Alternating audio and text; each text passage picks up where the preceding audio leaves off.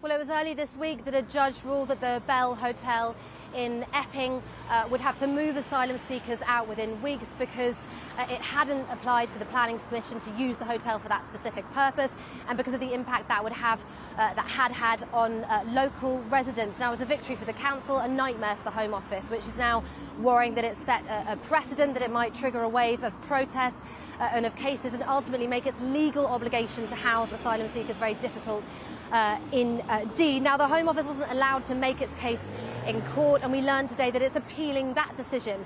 If that is then successful, it can appeal the ruling, and that would mean the Bell Hotel could continue to house asylum seekers and would stop other councils following suit. Now, here's the Home Office Minister Dan Jarvis speaking earlier. This government will close all asylum hotels, and we will clear up the mess that we inherited from the previous government. We've made a commitment that we will close all of the asylum hotels by the end of this Parliament, but we need to do that in a managed and ordered way, and that's why we'll appeal this decision. Now, the government has said it has to do this in an orderly way because it doesn't want to create problems in other areas. Nevertheless, the Conservative leader, Kemi Badenoch, who's called for asylum seekers to be held in camps, has said that she will support all Conservative councils to launch cases against the use of asylum hotels. And Amelia, does that include the one that you're in right now? Yes, I'm outside a hotel housing asylum seekers in Cheshunt in Broxbourne, one of the first councils to take up the gauntlet. And earlier there were around 200 people here.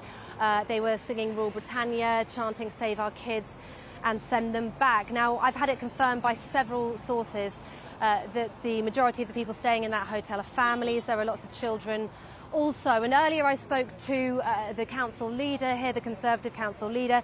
She told me she was doing everything she could in her power to launch a case against the use of this hotel, but she said she was concerned there might be a misconception that some of the disorder we saw in Epping had an impact on that judgment, something the government will be worried about too. There have been calls for more protests outside hotels housing asylum seekers this weekend, and Channel 4 News has learned that there will be at least 20 across the country.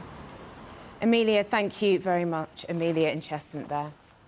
Well, of course, it's a daunting task for police to keep order during such a widespread number of protests. Well, joining me now, the former Northumbria Police Chief, Sue Sim. Sue, you must be glad that you're not working this weekend. You've got Notting Hill Carnival, Reading Festival. You've also got all of these protests. How will police chiefs be planning at the moment? Well, good evening, Aisha. The issue is that the British Police Service has a wonderful public order capability. All of these events have been planned for. Certainly the Notting Hill Carnival, it's an annual event. The Metropolitan will have planned for that, as with the Leeds Festival that's going on. Significant other issues all around the country. They've all been pre-planned. The issue that is more difficult for the police chiefs is when they have protests starting, for example, at any given asylum hotel. If a group of people attended and wanted to protest, as is their right, against something that they don't believe in, they do have a right to protest. That's when it gets more difficult for the police chiefs.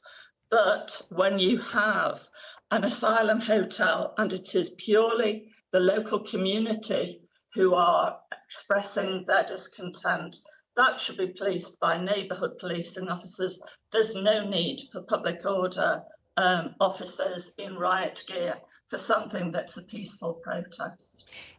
If we just had a moment off air where protesters were actually starting to go on a march and doing all of these things that are unauthorised and unplanned, what should police officers on the ground do then? When a march is taking place, they should have been informed. The police chiefs should have been informed if a march is taking place. Yeah, but what if they're not and things change? That's what I wonder. To stop that happening. They can stop that because it isn't an authorised protest.